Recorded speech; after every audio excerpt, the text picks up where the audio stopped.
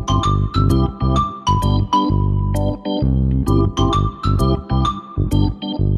Everyone, welcome back to my YouTube channel genius coaching centre.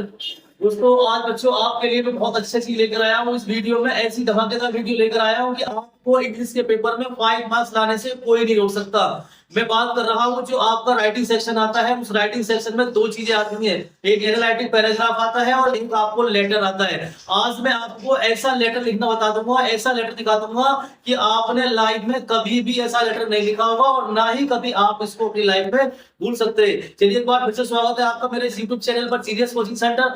बच्चों, मैं बात कर रहा हूँ आज से आपके को मैं टॉपिक क्या लेकर आया हूँ कि जो इंग्लिश के पेपर में एक राइटिंग सेक्शन में क्वेश्चन आता है 5 मार्क्स का, कि ऑफिशियल देखिए आपको लिखा हुआ है या तो ऑफिशियल और फॉर्मल लेटर। देखिए, दो तरह के लेटर होते हैं। मैं आज आपको बहुत अच्छी इंफॉर्मेशन देने वाला हूँ कि दो तरह के लेटर होते हैं, एक तो होता है फॉर्मल लेटर और एक होता है इनफॉर्मल लेटर। याद रखना, फॉर्मल और इनफॉर्मल में बहुत ज्यादा डिफरेंस होता है। तो मैं बात कर रहा हूँ कि जो एग्जाम में आपको आता है, एग्जाम में आपको आता है बच्चों फॉर्मल लेटर। याद रखना, जो बोर्ड एग्जाम में आपको आने वाला है, जो 26 फरवरी को आपका एग्जाम है, उसमें फॉर्मल लेटर आने वाला है। और कैसे तैयार करनी है आपको ये सारी चीजें आज मैं आपको वीडियो में बताने वाला हूँ। वीडियो को स्किप मत करना, बिल्कुल ध्यान से देखनी है आपको। तो मैं बात कर रहा था कि फॉर्मल लेटर क्या होता है। बच्चों, फॉर्मल लेटर वो लेटर होता है जो आप किसी अधिकारी को लिखते हैं, जैसे सपोज करो कलेक्टर को, मिनिस्टर को, किसी को भी। जब आप एक ऐसा लेटर लिखते हो जो कोई इंसान ऊंची पोस्ट पर होता है, जो कि अधिकारी लेवल का होता है, उसको बोलते हैं फॉर्मल लेटर। और इनफॉर्मल लेटर क्या होता है बच्चों? इनफॉर्मल लेटर वो लेटर होता है जो हम अपने सगी संबंधी रिलेशनशिप में लिखते हैं, जैसे अपने पापा को, बड़े भाई को, जिसको भी आपको लिखना हो उसको क्या बोलते हैं? हम इनफॉर्मल लेटर बोलते हैं। तो मैं बात कर रहा हूँ बच्चों यहाँ पे कि जो आपको फॉर्मल लेटर आएगा एग्जाम के अंदर, आप बिल्कुल भी आपको कुछ नहीं आता हो, ऐसी ट्रिक बता दूंगा, ऐसी ट्रिक बता दूंगा कि आज के बाद आप अपने लेटर को यार कभी नहीं भूल सकते। एक बार ट्रस्ट तो करके देखिए आप देखो, मैं स्टार्ट कर रहा हूँ कि देखो मेरा टॉपिक में लेके आया हूँ वो है formal letter. Formal letter 5 marks का आएगा। आपको एक काम करना है, सबसे पहले आपको क्या तरीका है और कैसे आपको लिखना है। सबसे पहले आप लिखेंगे इसमें एड्रेस। अब एड्रेस क्या होता है? एड्रेस वहां लिखा हुआ तो आएगा नहीं। आपको जो भी एड्रेस आपको आता हो या बचपन से लेके आज तक आपने कोई भी एड्रेस सीखा हो, जो भी आपके मन में एड्रेस आ जाए, जो भी आपको एग्जाम हॉल में एड्रेस याद आ जाए बच्चों, यहाँ पे अपना एड्रेस लिख देगा। क्या लिखना है यहाँ पे? एड्रेस लिखना है आपको। ये जो मैं हेडिंग आपको डाल रहा हूँ, इन हेडिंगों को ध्यान से समझ लेना कि शुरुआत कैसे करनी है आपको। अगर बच्चे ने ये शुरुआत कर ली, लिख लो, आपका आधा मार्क्स भी नहीं कर सकता। ऐसी ट्रिक लेकर आया हूँ आज इंग्लिश के अंदर में। देखो, सबसे पहले एड्रेस लिखना है। मान लीजिए आप एग्जाम में बैठे हो, आपको कोई भी एड्रेस आ रहा है, उस आपने वो एड्रेस लिख दिया। एड्रेस मान लीजिए जो भी आपका कोई घर का एड्रेस हो या कोई किसी ऑफिस का एड्रेस हो, जो भी आपको एड्रेस याद हो, उसकी स्पेलिंग और उसकी वर्ड आपको याद होने चाहिए। आप कहीं का भी एड्रेस आप लर्न कर लेना। मान लीजिए आपने बुलंदशहर का एड्रेस लिखा है, इमेजिन करो आपने बुलंदशहर का एड्रेस लिखा है कलेक्टर ऑफिस का, आपने वो एड्रेस लिख दिया। उसके बाद यहाँ पर सिटी डालेंगे। सिटी कौन सी होगी? सिटी आप वही सिटी डालेंगे जहां पर आप एग्जाम दे रहे हैं। मान लीजिए आप लोग बुलंदशहर से हैं या दिल्ली से है, नोएडा से, जहां से भी है, तो आप वही का एड्रेस डालेंगे यहाँ पे और लिखेंगे सिटी। मान लीजिए बुलंदशहर का तो बुलंदशहर लिखेंगे, नोएडा का तो नोएडा लिख देंगे। तो दो लाइन समझ में आ गई आपको। उसके बाद आपको डेट डालनी है बच्चों। डेट क्या होती है? डेट आपको जिस दिन आपकी एग्जामिनेशन की डेट हो। बहुत से टीचर कहते हैं कि कोई भी डाल दो, नहीं, जिस दिन आपकी एग्जामिनेशन की डेट हो, मान लीजिए 26 फरवरी है, तो बच्चों आपको यार 26 फरवरी डालनी है और अच्छी तरह से डालना है, बिल्कुल भी कटिंग नहीं करनी है। देखो 3 लाइन समझ में आ गई आपको। आपने देखो यहाँ पे एड्रेस भी डाल दिया, सिटी शहर का नाम भी डाल दिया और डेट डाल दी। अब आपको यहाँ पे क्या लिखना? देखो 4th लाइन में आपको लिखना रिसीवर पोस्ट। रिसीवर पोस्ट क्या होती है बच्चों? रिसीवर पोस्ट क्या होती है? देखो मैंने सिटी मैंने बता दिया। मान लीजिए आप BSR थे तो BSR डाल देंगे और डेट मान लीजिए उस दिन क्या होगी 26/2/22, ये आपने डेट मेंशन कर दी।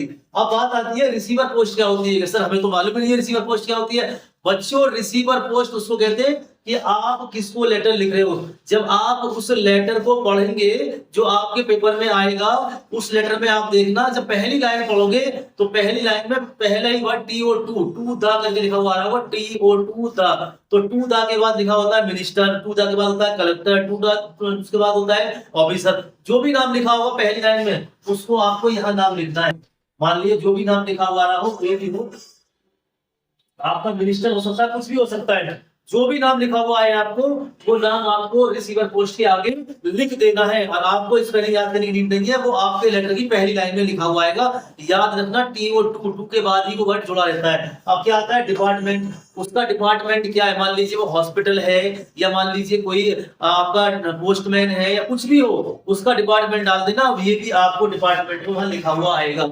इसके बाद मिनिस्टर या कलेक्टर के बाद जो वर्ड आता है, वो आपका डिपार्टमेंट के बाद ही लिखा हुआ आएगा, उसमें आपको डिपार्टमेंट लिख देना है। उसके बाद आप यहाँ लिख देंगे डिपार्टमेंट में, मान लीजिए जो भी उसका अधिकारी है, डीएमएस जो भी है, आपको यहाँ लिख देना। और उसके बाद सिटी, आपको सिटी डालनी है कि आप सिटी, जो आप जिस कलेक्टर को लिख रहे हो उसकी सिटी क्या है, या जिस आप पोस्ट ऑफिस को लिख रहे हो उसकी सिटी क्या है। मान लीजिए आप बुलंदशहर से लिख रहे हैं, नोएडा के लिए लिख रहे हैं, तो आप यहाँ पे आपने बुलंदशहर डाल दिया, तो यहाँ पे नोएडा डालेंगे। इस बात को याद रखना कि 2 सिटी नाम डलते हैं इसमें, एक ही नाम मत डाल देना सिटी में। 2 बार सिटी है इसके अंदर, पहली सिटी जहां आप रह रहे हैं, दूसरी सिटी जहां आप जिसको लिख रहे हैं।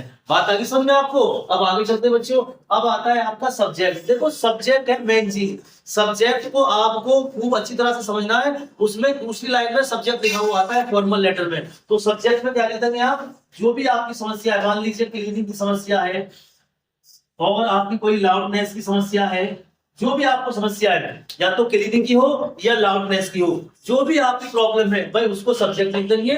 और सब्जेक्ट लिखने के बाद अब आपका लेटर शुरू होता है। एक ऐसी लाइन में आपके लिए लेकर आया हूं कि कोई सा भी लेटर आ जाए दुनिया के अंदर, कोई सा भी लेटर, बस आपको ये लाइन याद करनी है। अगर आप सर को लिख रहे हैं तो सर लिख देना, अगर आप मैडम लिख रहे हैं तो मैडम को लिख देना। करना क्या है आपको, सिर्फ ये लाइन जो मैंने यहां तक लिखी है उसको रख लीजिए, आपका फायदा हो जाएगा और आपके 5 मार्क्स पूरे आएंगे। देखो कौन सी बच्चे, देखो याद रखना, कोई भी रख लेगा विद मोस्ट रेस्पेक्टफुल्ली, बोलो याद होगी नहीं होगी, with most respectfully I want to bring your,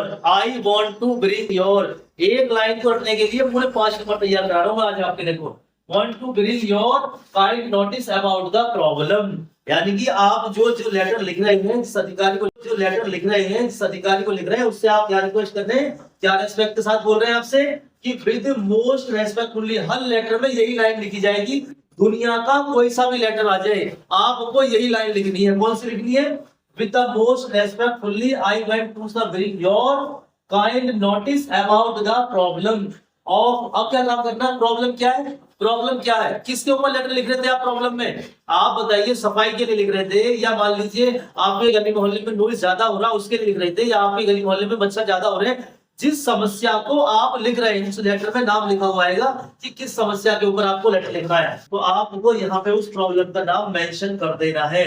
मान लीजिए मैंने बताया था आपको, या क्लीनिंग की समस्या हो, आपने यहाँ लिखा होगा ना क्लीनिंग और लाउडनेस, इन दोनों में से कोई एक वर्ड यहाँ पे आप लिख देंगे। आपको जिस पर भी लेटर लिखा हुआ आ रहा है उसका एक नाम यहाँ पे लिख देंगे।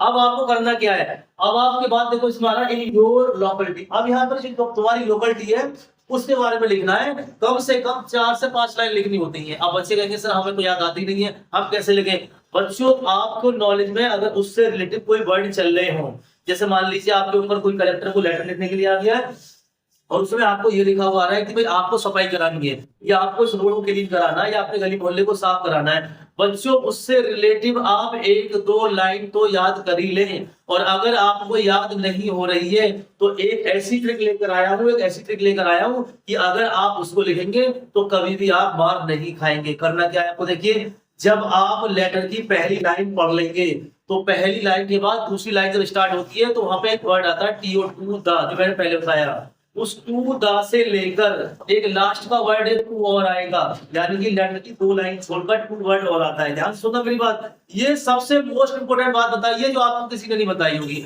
जब आप लेटर की पहली लाइन पढ़ेंगे तो पहली लाइन में ही वर्ड आएगा टू द, उस टू द से लेके लास्ट में एक वर्ड आता है 3 लाइन छोड़ के या 2 लाइन छोड़ के, T O to, double to भी आ सकता है, सिंगल टू भी आ सकता है, वहां से लेके आपको यहाँ पूरी लाइन में लिख देना है। आपको कुछ याद ही नहीं करना है, आपको कुछ भी याद नहीं करना। देखो ऐसे ट्रिक लेकर आया हूं आपको क्या काम करना है, जब आप यहाँ तक लिख देंगे तो जो लेटर के 2 वर्ड लिखा हुआ आता है उससे लेके लास्ट के 2 तक आपको यहाँ तक मेंशन कर देनी है, आपको कुछ नहीं करना है। और अगर आपको कोई वर्ड याद आना है उससे रिलेटिव तो आप वो भी लिख सकते हो। और लास्ट में क्या करना है आपको, इस लाइन को याद रखना, ये मेन लाइन है, please look into the matter immediately and take a needed action. जो भी आपको नीडफुल एक्शन लेना हो प्लीज वहां पर हमारे लिए आप नीडफुल एक्शन लीजिए।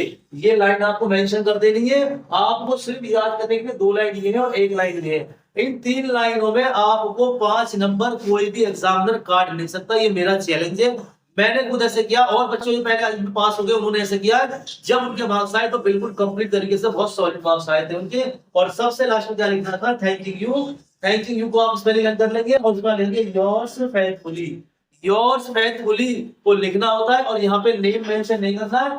नेम चाहो तो कर दो, नहीं तो XYZ भी लिख सकते हो, या आप अपना कोई भी नेम, आपका जो भी नेम हो आप यहाँ पे अपना नेम मेंशन कर सकते हैं। बच्चों ऐसा धमाकेदार मैं लेटर लेके आया हूँ। अगर आपने ये तैयार कर लिया, ये फॉर्मेट तैयार कर लिया जो मैंने आपको सिखाया, यार मेरा चैलेंज है, ये मैंने अपना एक्सपीरियंस आपको शेयर किया है। यकीन मानिए एक बार लिख कर देख लो आप, आपको इससे आसान फॉर्मेट तरीका पूरा यूट्यूब पर नहीं मिल सकता। मैंने आपके लिए ये वीडियो तैयार करी है जिससे आपके मार्क्स कितने बेहतरीन आ जाए और कितने अच्छे आ जाए। आज मैंने आपको सिखाया कि ऑफिशियल और फॉर्मल लेटर होता क्या है, कैसे लिखना है। एड्रेस बता दिया मैंने, एड्रेस कोई भी याद कर लो यार, कोई भी एड्रेस आपको आता हो कोई भी एड्रेस याद कर लो। सिटी जहां पर जिसको भी आप लिख रहे हैं, मान लीजिए आप बुलंदशहर से तो आप बुलंदशहर लिख देंगे, नोएडा से नोएडा लिख देंगे। डेट एग्जाम की डेट लिख दी है यार। और आपको रिसीवर पोस्ट किसके लिए लिख रहे हैं, डीएम अधिकारी के लिए लिख रहे हैं।